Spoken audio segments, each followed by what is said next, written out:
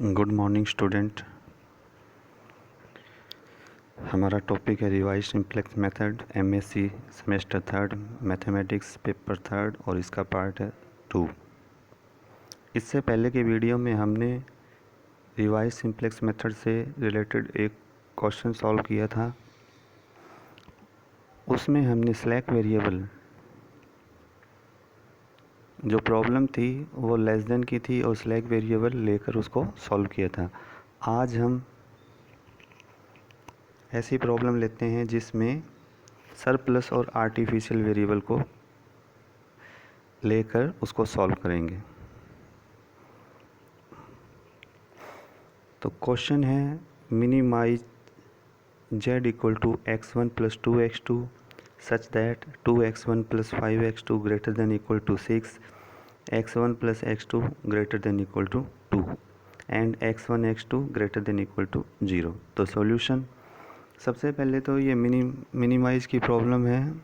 तो simplex method में क्या किया जाता है, इसको मैक्सिमाइज किया जाता है। उसके लिए माइनस से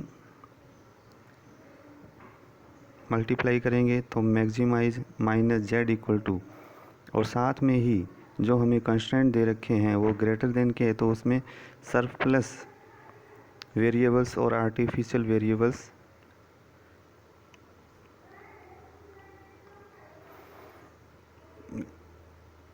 ऐड करेंगे। जो सरप्लस है उनको तो क्या किया जाता है, घटाया जाता है, और आर्टिफिशियल को क्या किया जाता है, जोड़ा जाता है।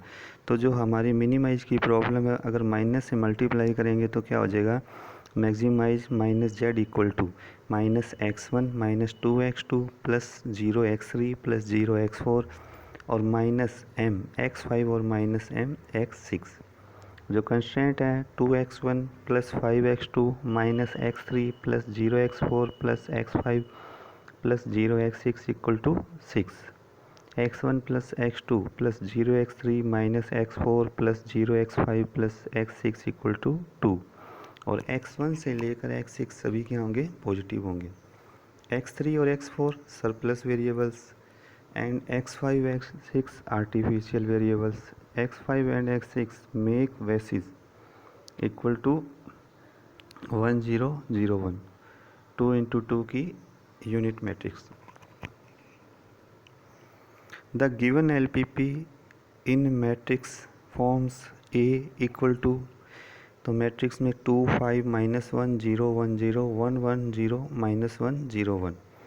जो B है वो क्या हो जाएगा, कॉलम मैट्रिक्स में 6 2, और C row matrix minus 1 minus 2 0 0 minus 1 minus 1।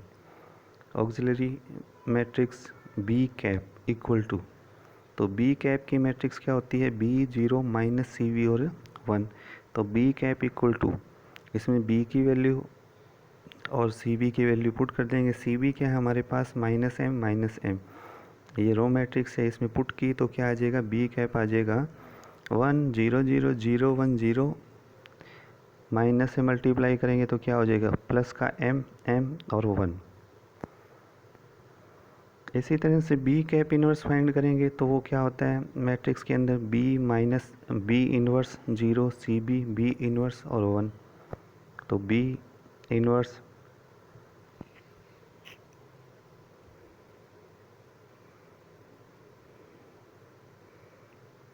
वो हमारे पास हो जाएगा 1 0 0 1 0 0 और minus m 1।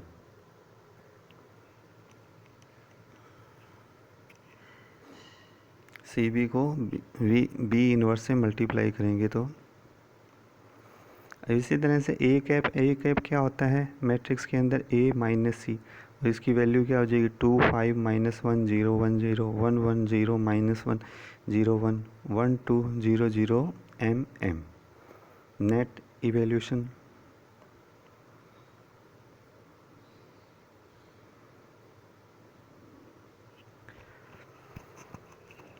ZJ minus CJ equal to, ये होता है मैट्रिक्स में CB B इन्वर्स 1 और A माइनस C मैट्रिक्स के अंदर। तो CB B इन्वर्स 1 का मान क्या है, माइनस m 1, और A और माइनस सी, ये क्या ए कैप है, ए कैप का मान ऊपर से पुट कर देंगे 2 5 -1 0 1 0 1 1 0 -1 0 1 1 2 0 0 m m। तो इसको सॉल्व करेंगे, मल्टीप्लाई करेंगे तो हमारे पास क्या आ जाएगा, ये रो मैट्रिक्स आ जाएगी -3m+1 -6m+2 m m 0 0। तो यहाँ देख रहे हैं जो सबसे लोएस्ट कौन सा है, -6m+2 है। तो x2 एंटरिंग वेक्टर होगा और x2 कैप इक्वल टू क्या होता है, b कैप इन्वर्स a2।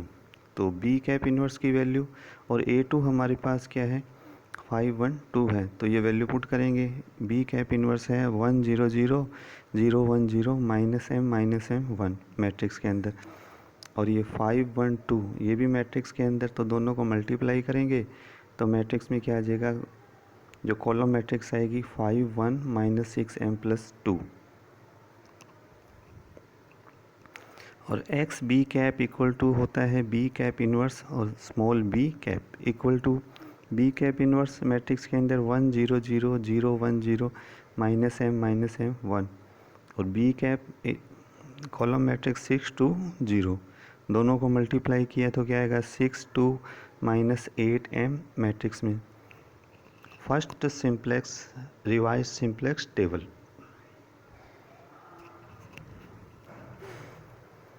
तो इसमें क्या होता है B cap inverse X B cap x2 minimum ratio. तो बी कैप इन्वर्स के मान है 1 0 0 0 1 0 -m 1, और एक्स बी कैप क्या है 6 2 -8m, और x2 कैप क्या है 5 1 -6m+2, और minimum ratio X B cap बटे में x2 कैप। तो 6 बटे में 5 2 बटे में 1। तो हमारे पास जो ये फर्स्ट रो तो क्या है x5 और सेकंड क्या x6 है। तो इन दोनों में मिनिमम देखेंगे कौन सा है 6/5। तो x5 डिपार्टिंग वेक्टर एंड 5 की एलिमेंट। फिर वापस B cap inverse B cap inverse find करने का तरीका,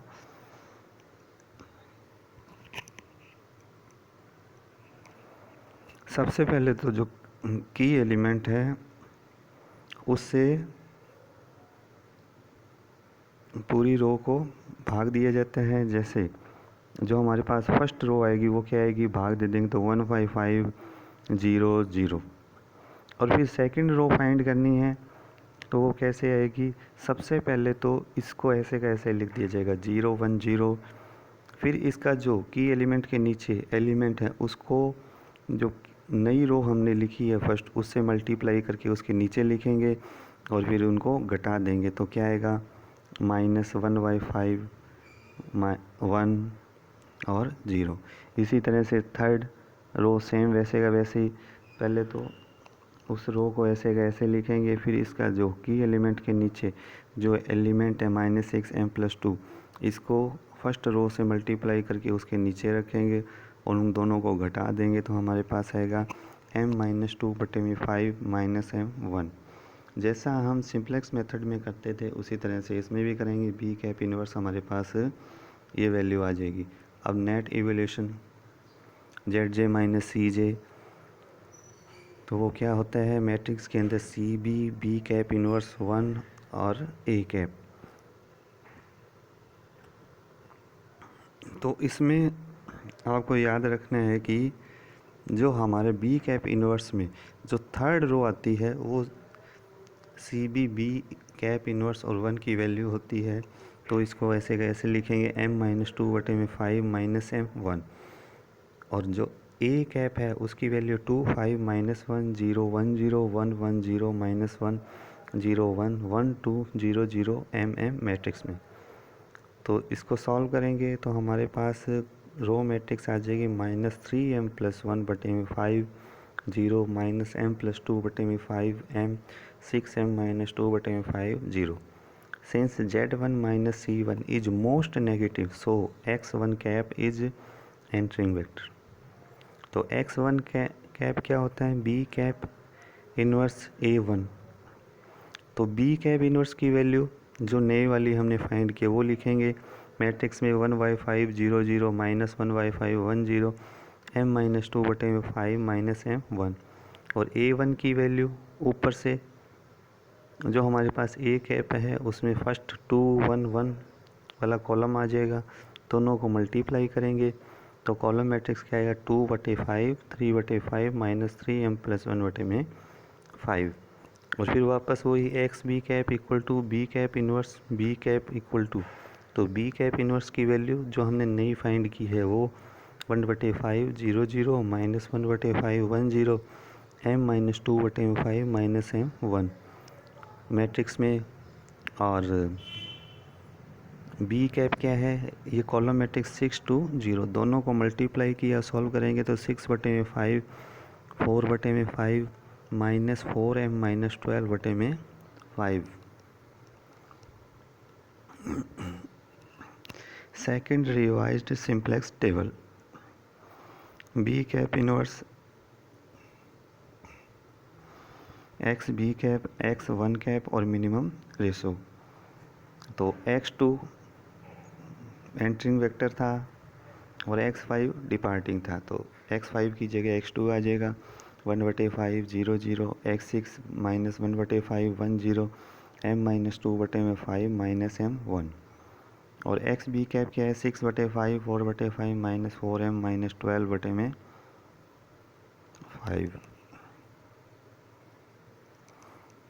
और x1 कैप क्या है 2/5 3/5 -3m + 1/5।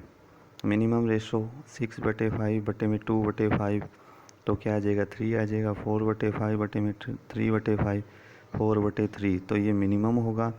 तो x6 तो क्या हो गया डिपार्टिंग वेक्टर हो गया और की एलिमेंट क्या हो गया 3/5। फिर वापस वही वी कैप इन्वर्स फाइंड करेंगे। सबसे पहले तो जो की एलिमेंट है उसी की रो को उससे डिवाइड कर देंगे, तो नई रो क्या आएगी -1/3 5/3 0। सेम वैसा ही सिंप्लेक्स मेथड में जब नई रो लिखी जाती है की एलिमेंट से, वैसे वैसे यहाँ किया जाएगा। सबसे पहले 1/5 0 0 को लिख लेंगे और की एलिमेंट के ऊपर जो अवयव है 2/5 उसको सेकंड रो से मल्टीप्लाई करेंगे और इन दोनों को घटा देंगे, तो हमारे पास फर्स्ट रो क्या आ जाए 1/3 -2/3 0। इसी तरह से थर्ड रो भी -1/3 -1/3 और 1। फिर नेट इवोल्यूशन उसमें ZJ -CJ, तो इसकी जो थर्ड रो आई है वो CB V इन्वर्स कैप 1 की वैल्यू होती है और A कैप होता है। इन सब की वैल्यू पुट करेंगे तो -1/3 1/3 1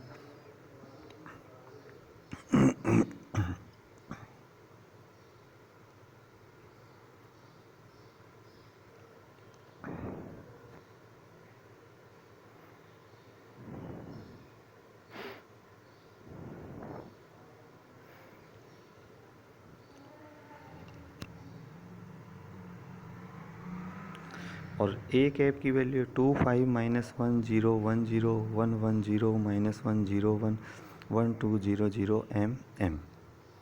तो ZJ -CJ,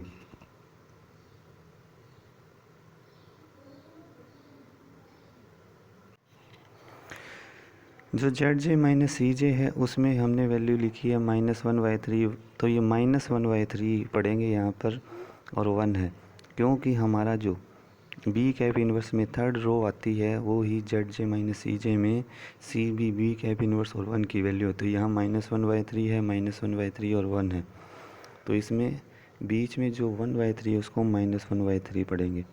फिर इन दोनों को मल्टीप्लाई करेंगे तो हमारे पास ZJ -CJ रो मैट्रिक्स आएगी 0 0 1/3 1/3 m-1/3 -1/3 plus m।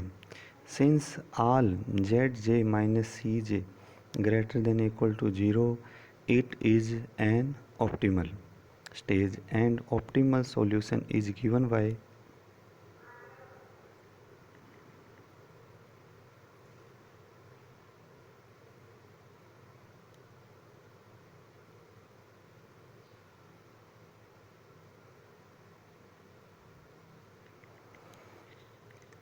तो X B cap equal to B cap inverse, B cap equal to, तो बी कैप इनवर्स जो हमने नया फाइंड किया है 1/3 -2/3 0 -1/3 5/3 0 -1/3 -1/3 और 1 मैट्रिक्स के अंदर, और बी कैप कॉलम मैट्रिक्स 6 2 0, इन दोनों को सॉल्व करेंगे तो हमारे पास कॉलम मैट्रिक्स आएगा 2/3 4/3 -8/3। तो x1 की वैल्यू क्या होगी,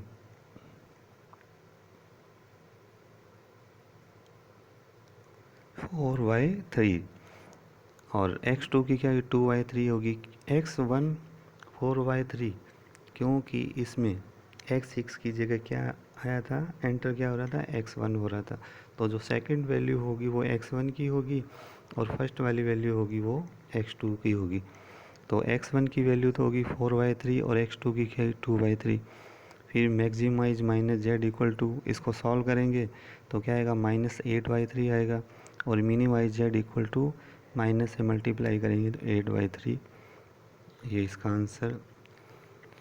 तो रिवाइज सिंप्लेक्स मेथड में स्लैक वेरिएबल दिए हो तो क्वेश्चन को कैसे सॉल्व करते हैं, उसके साथ नहीं स्लैक वेरिएबल ऐड करें तो कैसे सॉल्व करते हैं, और अगर प्रॉब्लम ग्रेटर देन की दे रखी हो तो सरप्लस प्लस और आर्टिफिशियल वेरिएबल लेकर उसको कैसे सॉल्व किया जाता है, इसके 2 वीडियो में आपको समझाया गया है। धन्यवाद।